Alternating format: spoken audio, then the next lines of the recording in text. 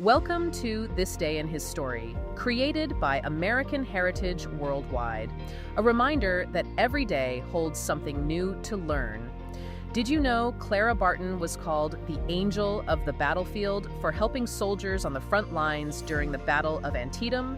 Learn how, after the Civil War, Barton established the Office of Correspondence with Friends of Missing Men of the United States Army, and how she answered 63,000 letters from families searching for their loved ones. Discover that Clara Barton founded the American Red Cross on May 21st, 1881, and a year later joined with the International Red Cross to help the poor and homeless in times of natural disasters.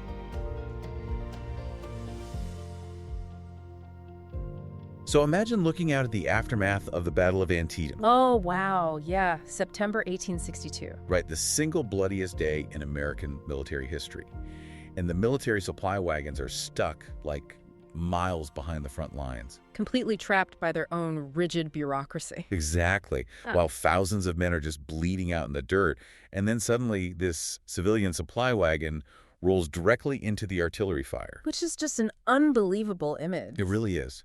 And driving it isn't some seasoned combat medic, it isn't a decorated general. It's a former school teacher from Massachusetts who, well, she simply decided she was tired of waiting for permission to save lives. Yeah, Clara Barton. Clara Barton. Today we are diving into a collection of historical texts, museum archives, and biographical records, all detailing her incredible life. And our mission for this deep dive is to understand how one person's absolute refusal to accept the status quo revolutionized disaster relief. Because she permanently changed how society cares for people in crisis. She really did. And, we often assume historical icons are destined for this loud public greatness right from birth. But the archives paint a very different picture of her. They really do. It's a massive legacy, but her origins totally contradict that Antietam image. Right. You expect someone charging into cannon fire to have this booming, commanding presence. Exactly. But she was born on Christmas Day in 1821, and the youngest of 5 children, and by all accounts, profoundly shy. Profoundly shy. Like, she wasn't a natural extrovert leading rallies or anything. Not at all. I mean, her first actual experience as a nurse was incredibly quiet and really isolated. Which is just fascinating to me. It's like a superhero origin story. But the powers aren't gained in a lab. They're gained in this quiet, unexpected setting. She didn't get her start on a hospital ward. She got it sitting next to her brother, David. Yeah, David had fallen seriously ill, and she stayed there for 2 full years. Wait, 2 full years? Just in a sick room? Just in a quiet room, yeah. Learning the grueling, honestly entirely unglamorous work of tending to one sick human being. Right. That is where her foundational empathy was built. Her lifelong dedication didn't begin with like a grand ambition to change the world. It was much smaller. Exactly. It started with the visceral, intimate reality of family-level caregiving. She learned how to sit with vulnerability and pain. But, I mean, how does a profoundly shy kid who spent 2 years in a sick room translate that quiet empathy into the kind of audacity that defies the United States military? Well, you don't just jump from a bedside to a battlefield. Right, there has to be a middle ground. You practice defying smaller institutions first. She took those nurturing skills she learned at home and essentially weaponized them for her community. I love that. Weaponized empathy. So she becomes a teacher at age 18, right? Yeah, but she didn't just join some wealthy private academy. She actually founded a school specifically for the children of mill workers in the town where her brother worked. And she doesn't stop there. By 1852, the sources show she travels to Bordentown, New Jersey, and builds another entirely free public school from the ground up. Which was a totally radical concept at the time. I mean, public education wasn't a guaranteed community, right, in the way we view it today. Oh, for sure. She had to convince the town to let her do it, and she grew the attendance from just 6 students to over 600. 600. She completely proved the model worked. She did. But then, her reward for building this massively successful community institution, the local school board, brings in a male principal and pays him exactly twice her salary. Yeah, which was a very standard institutional practice for the 19th century. Unbelievable. Well, the expectation was that she, as a woman, would naturally just, accept the demotion and the pay disparity. I have to push back on this, or at least pause here. Yeah. Because this absolutely destroys that historical stereotype of 19th century women being these, like, passive, docile nurturers. Oh, completely. Imagine building a highly successful, free educational program from scratch, finding out the new guy makes double your salary, and just, she didn't write a polite letter of grievance. Nope. She resigned on the spot, walking out on pure principle. She flat out declared she would never work for less than a man. It's incredible, and it reveals the absolute core of her operational philosophy. She didn't just want to help people. She demanded that the work of helping be valued equally. Right. She refused to let institutional sexism diminish her worth. Exactly. And walking out of that school is what sets up her entire trajectory, because she leaves teaching and moves to Washington, D.C. Where she breaks another massive barrier, right? Yeah. In 1854, she becomes the first woman to work at the U.S. Patent Office. Yeah, as a recording clerk, which might sound a bit dry. Very dry, honestly. Right, but geographically it was a masterstroke. It strategically positioned her exactly where she needed to be for the defining crisis of her generation. The Civil War. Because in 1861, the country fractures. Union troops start pouring into Washington, D.C. And specifically, the 6th Massachusetts Infantry arrives. Right, after being attacked by a mob in Baltimore. The sources say they are bloodied, they've lost their baggage, and they just have nothing. And the federal government is entirely unprepared for them. This is what we really have to understand about the military bureaucracy of the 1860s. It was a mess. It was rigid, it was slow, and totally unequipped for the scale of this conflict. They didn't have the supply chains to feed these men, let alone treat their wounds. Wow. Men were literally dying of starvation and infection before they even saw a battlefield. So Barton sees this bottleneck, and true to form, she completely ignores the chain of command. She just goes out, buys food and supplies herself, and starts treating the men. She had this inherent bias toward action. When she saw a failure in the system, she just bypassed the system entirely. Right. And by 1862, she manages to badger the bureaucracy into giving her official permission to transport her own supplies to every major battlefield in Maryland, Virginia, and South Carolina. Which is wild. It is. And the archives note that by 1864, she becomes the head nurse to General Benjamin Butler's units. Yeah. She's organizing care, treating horrific injuries, running entire medical camps, and she has zero formal medical training. Zero. How does a rigid 19th century military hierarchy allow an untrained civilian woman to take charge of frontline medical logistics? Because competence is undeniable when people are bleeding out in the mud. Wow. Yeah, that makes sense. The military commanders quickly realized her logistical genius far outweighed her lack of a medical degree. I mean, she earned the nickname Angel of the Battlefield precisely because she viewed human life as more critical than military protocol. Which brings us right back to that incredible scene at Antietam. Exactly, because up to that point, the standard military doctrine was that medical and supply units stayed safely at the rear of the army. Way in the back. Right. You waited for the fighting to stop, and then you moved up to treat the survivors. But waiting means men die. So Barton looks at the logistics and decides the standard doctrine is fatally flawed. She orders the drivers of her supply wagons to break camp at 1 in the morning while the army is asleep and drive ahead of the troops. It is just a stunning tactical choice. It really is. It's essentially the invention of modern direct-to-consumer supply chain logistics, but applied to warfare. That's a great way to put it. Right. Because if you think about a modern supply chain, the goal is to cut out the distribution centers and the red tape to get their product to the end user as fast as possible. And she bypassed the entire military bottleneck to get bandages and surgical supplies to the battlefield before the demand even peaked. Exactly. She wrote, and I'm quoting here, "I always tried to succor the wounded until medical aid and supplies could come up. I could run the risk. It made no difference to anyone if I were shot or taken prisoner." It gives you chills. She calculated that her own life was a worthy wager if it meant saving hundreds of others. And in doing so, she completely redefined the standard for medical logistics. She proved that aid cannot wait in the rear. It must meet the wounded at the point of injury. She literally dragged the front line of compassion forward into the line of fire. Beautifully said, yes. But, the physical bleeding eventually stops. The Civil War ends in 1865. And when you read through these historical accounts, you realize the surrender at Appomattox didn't actually end the crisis. No, it just changed the nature of it. Right. The nation's psychological trauma was staggering. Hundreds of thousands of families were left in an information void. Their sons, brothers, husbands marched off and simply vanished. Because the government had no centralized system for tracking casualties, right? None at all. Men died in makeshift hospitals, were buried in unmarked trenches, or, perished in horrific conditions in Confederate prison camps. There were no dog tags. There was no database. So Barton pivots again.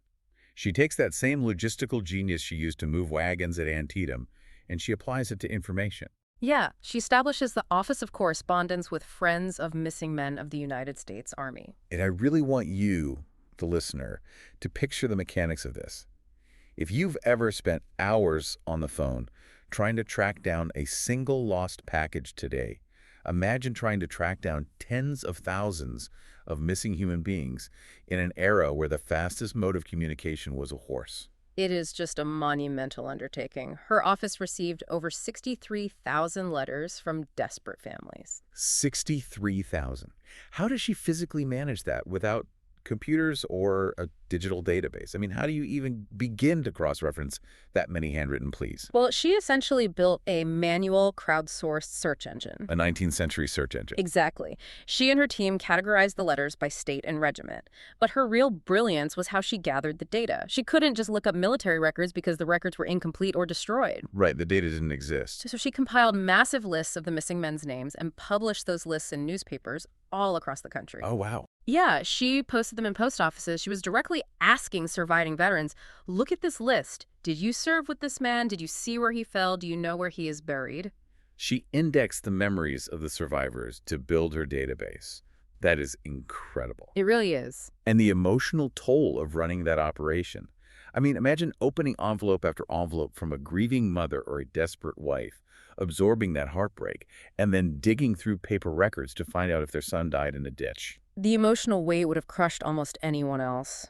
But through this manual system, she and her team successfully identified the remains of 22,000 missing soldiers. 22,000. And the sources note she even traveled to the notorious Andersonville prison in Georgia, right? Yes, to help identify and mark the graves of 13,000 Union soldiers who died there in captivity, ensuring they had a proper national cemetery. And we really have to recognize the level of official authority she commanded to do all this. President Abraham Lincoln officially endorsed her operation. He did. He issued a public statement reading, Miss Clara Barton has kindly offered to search for the missing prisoners of war. Please address her, giving her the name, regiment, and company of any missing prisoner. The President of the United States telling a fractured country, direct your grief to Clara. She has a system to handle it. Exactly. But look at what that endorsement actually signifies. By securing the federal government's backing to find the missing, she proved something completely revolutionary about disaster relief. What's that? She proved that humanitarian aid cannot just be about stitching up physical wounds. It must also address the emotional and psychological aftermath of a crisis. Oh, that's such a good point. You can bind a shattered leg, but how do you treat the grief of a mother who doesn't know where her son is buried? Barton built an institutional system for that psychological closure. And that tracing service she invented, it's still a core function of the American Red Cross today, right? Yeah. Reconnecting families separated by modern wars and natural disasters. It is. It's a direct line from her work. But absorbing the grief of 63,000 families, on top of surviving years on the battlefields, it finally breaks her health. Yeah. By 1869, she's physically and emotionally exhausted. Her doctors essentially order her to go to Europe to rest. She desperately needed a break from other people's trauma. But her recovery vacation to Switzerland in 1869 takes a very ironic turn. It really does. Because she doesn't just look at the Alps. While she's supposed to be resting, she is introduced to the International Red Cross. She sees this massive global network of coordinated relief. And instead of relaxing, her brain instantly starts mapping out how to build the same infrastructure in the United States. She just couldn't turn off the operational side of her mind. Mm-hmm. She saw a highly functional system for international aid, and she recognized that without a centralized organization like that, the United States would be entirely vulnerable to the next crisis. But this is where the timeline gets a little confusing for me. The sources detail how she returns to the U.S. and has to wage this massive public campaign. She is writing pamphlets, traveling the country, giving lectures, begging politicians to support the creation of the American Red Cross. Yeah, it was a hard fight. But why did she have to fight so hard? She was the angel of the battlefield. She had Lincoln's endorsement. Wasn't establishing a national relief organization an obvious priority for the country? Well, it seems obvious to us now, right? But you have to look at the political psychology of the United States in the 1870s. Okay, set the scene. The country had just survived a brutal, exhausting, profoundly traumatizing civil war. The general sentiment in Washington was deeply isolationist. They were just done with war. Exactly.